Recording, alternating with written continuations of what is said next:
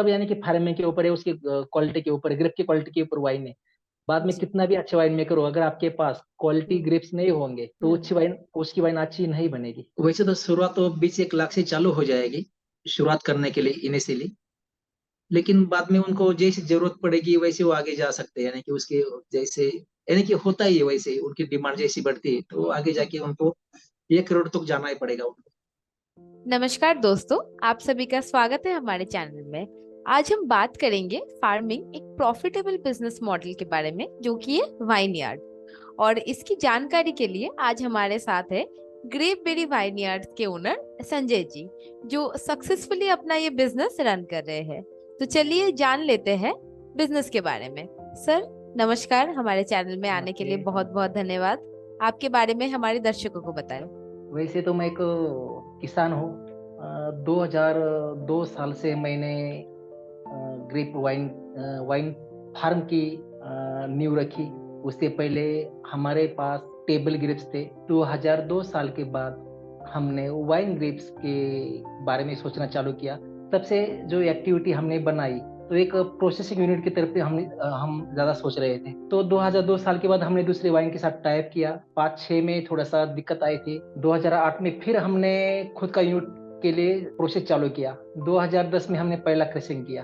तब से अभी तक ये सब जर्नी चालू है वाइन के एक्टिविटी में। वैसे तो ये सब फॉरेन कंसेप्ट है, यहाँ पे तो बहुत सारे नॉर्म्स है, सरकारी जी। परमिशन, ये सब कुछ होता है उसमें। तो सर ये बिजनेस करते हुए आपको कितने दिन हो गए, और ये अनोखा बिजनेस आइडिया आपको कहाँ से आया सर? वैसे तो मुझे कुछ प्रोसेसिंग तो करनी ही थी पहले से, लेकिन पहले इससे मैं पहले एलोवेरा का बिजनेस में आने वाला। तो बाद में सोचा कि अपने पास तो खुद का रॉ मटेरियल है, ग्रेप्स है, तो वाइन ग्रेप्स में ज़्यादा चांस मुझे अच्छे लगे रॉ मटेरियल के कारण, और मार्केट के हिसाब से भी उसके ज़्यादा डिमांड है। जी। तो 2010 साल से मैंने इसको चालू किया। तो सर आपका ये जो बिजनेस मॉडल है, इसके बारे में हमें थोड़ा सा डिटेल्स में बताइए। और आप कितने वैरायटीज के ग्रेप फार्मिंग करते हैं अभी? वैसे अपने पास तो शेनियन ब्लांक, शिराज, टेम्पनियो, रिजलिन, ग्रीनाश, 5-6 प्रकार की वाइन ग्रेप्स फार्मिंग है अपने पास, और हम 4 टाइप की वाइन बनाते हैं। तो सर आपका ये जो बिजनेस है, ये कितने एरिया में फैला हुआ है? और जैसे कि हमने सुना है कि विजिटर्स को भी एक अच्छा एक्सपीरियंस देने के लिए आप फैसिलिटीज प्रोवाइड करते हैं, तो वो कौन कौन सी फैसिलिटीज होती है सर, वो हम जानना चाहेंगे।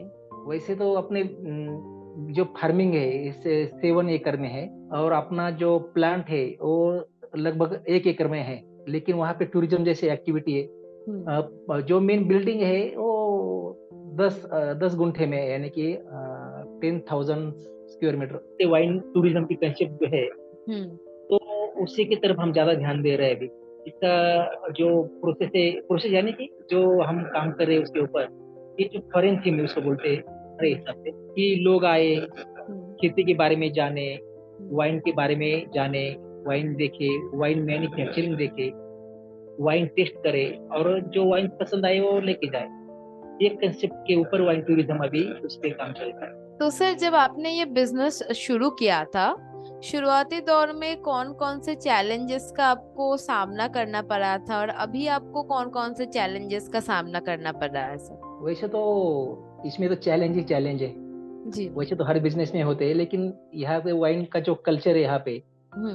वो थोड़ा सा यहाँ पे अलग है। यानी कि थोड़े से अभी हार्ड लिकर वाले ज्यादा लोग रहते हैं। वाइन का जो कल्चर है वो अलग टाइप का है, वो तो ग्लैमर आता है उसमें, तो उसके हिसाब से उसको मेंटेन रखना पड़ता है सब एक्टिविटी यहाँ पे। तो चैलेंज तो वहाँ पे होता है। वाइन बनाने में तो ज्यादा दिक्कत नहीं आती, लेकिन उसके आगे जो चांसेस है, यानी कि टूरिज्म ओरिएंटेड के हिसाब से, हाँ, डॉक्यूमेंट तो बहुत सारे लगते हैं इसको बिजनेस स्टार्ट करने में। हम्म। बाकी मशीनरी कुछ तो इम्पोर्ट होती है, कुछ हाँ यहाँ पे जी। भी बना के लेते हैं। वो तो चैलेंज हमेशा रहते हैं, इसमें अपडेट तो होता ही रहता है इसमें। तो सर जैसे अपने मशीनरीज के बारे में बताया, तो वो हम जान लेंगे कि ये जो वाइन बनाने का प्रोसेस होता है, इसमें किस किस तरह के मशीनरीज का आप अभी यूज करते हैं सर?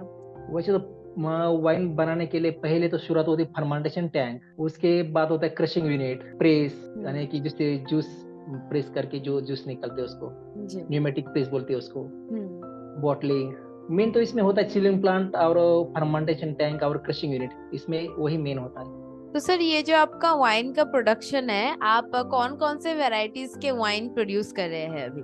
अभी अपने पास grape berry Chenin Blanc, grape berry Shiraz, grape berry honey base और ग्रेप बेरी सिलेक्टेड, ऐसे 4 वैरायटीज की अभी वाइन बना रहा हूँ। तो सर क्वालिटी की बात करें तो इंडिया में जो वाइन मिलती है उसका एक्सेप्टेंस इंडिया के बाहर कैसा होता है, मतलब क्या डिफरेंस मिलता है सर? नहीं, वैसे तो इंडियन वाइन तो अच्छी होती है, यहाँ का सनलाइट अच्छा होता है, उसके कारण उसमें शुगर ज्यादा आती है, उसमें जो कंटेंट्स होते हैं, समझो दुनिया भर में वाइन के लिए बहुत पुराना इतिहास है, समझो जी 400 साल का इतिहास है वाइन के बारे में। हम्म जो वाइन ग्रेप्स में जो होता है पीएच, एसिड और ब्रिक्स, ये सब वाइन ग्रेप्स में बराबर बैलेंस होता है, बाकी फ्रूट में उतना नहीं होता। तो इसके हिसाब से इंडियन क्लाइमेट के लिए भी ये सही है, यानी कि जो नासिक का क्लाइमेट है तो इसके लिए वो सही है ग्रेप्स के लिए। तो फॉरेन में अलग अलग, जहाँ पे बर्फ गिरता है वहाँ पे अलग वाइन बनती है, जहाँ पे थोड़ा जी ड्राई एरिया है वहाँ पे अलग बनती है। लेकिन मैं तो ऐसा नहीं बोल सकता कि उधर का इधर का क्या फर्क है,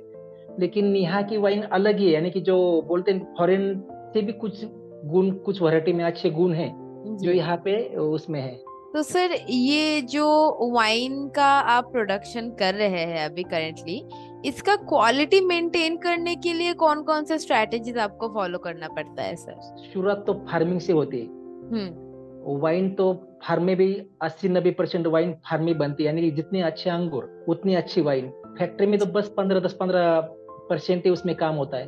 समझो कि जो ज्यादा ध्यान फार्मिंग में यानी कि खेती में देते हैं, उसी टाइम वाइन की क्वालिटी का पता चल जाता है कि इसकी वाइन कैसी बनेगी। बाद में प्रोसेस तो बहुत कम होती है, वैसे तो 10-15% ही प्रोसेस टैंक के अंदर या फैक्ट्री में होती है। तब यानी कि फार्मिंग के ऊपर है, उसकी क्वालिटी के ऊपर, ग्रेप की क्वालिटी के ऊपर वाइन है।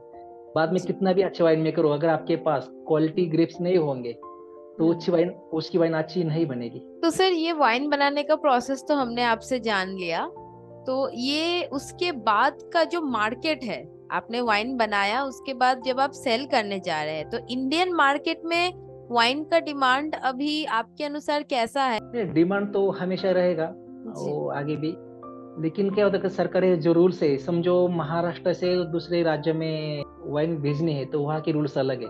समझो यहाँ से कर्नाटक में भेजना है तो वहाँ के रूल्स अलग है, या जी दिल्ली में भेजना है तो वहाँ के रूल्स अलग है। हम्म सिर्फ हमें पहले लाइसेंस जो मिलता है कि यानी कि महाराष्ट्र फॉर सेल, यानी कि यहीं पे बेचने का पहले लाइसेंस मिलता है, वहाँ पे भी लाइसेंस निकलना पड़ता है, तभी दूसरे राज्य में बेच सकते हो।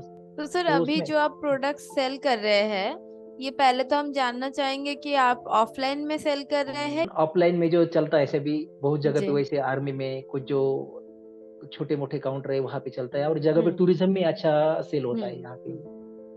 तो सर जगह इसके पे लिए मार्केटिंग स्ट्रेटेजी क्या फॉलो करते हैं सर प्रोडक्ट सेल के लिए आप? वैसे तो पहले तो सोशल मीडिया है सबसे अच्छा मार्केटिंग है इसके हम्म लिए।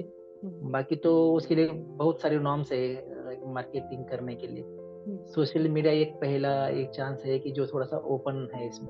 तो सर आपका अभी करेंटली मंथली रेवेन्यू टूरिज्म को अलग अगर रखे, सिर्फ वाइन सेलिंग से आपका कितना हो जाता है सर? मैं जो अभी वाइन, यानी कि टर्नओवर तो नहीं उसमें कैलकुलेट हुआ, लेकिन मैं 10-11 हजार का वाइन बेचता हूँ अभी टूरिज्म ओके। के तौर सर आप ये बताइए, हमारे दर्शक जानना चाहेंगे कि अगर कोई छोटे स्तर में वाइनयार्ड ओपन करना चाहते हैं या अपना बिजनेस मॉडल सेटअप करना चाहते हैं, उसके लिए इनिशियली कितने इन्वेस्टमेंट की जरूरत पड़ेगी सर? पे। वैसे तो शुरुआत तो 20-1 लाख से चालू हो जाएगी शुरुआत करने के लिए इनिशियली, लेकिन बाद में उनको जैसी जरूरत पड़ेगी वैसे वो आगे जा सकते हैं, यानी कि उसके जैसे, यानी कि होता ही है वैसे, उनकी डिमांड जैसी बढ़ती है तो आगे जाके उनको 1 करोड़ तक जाना ही पड़ेगा उनको।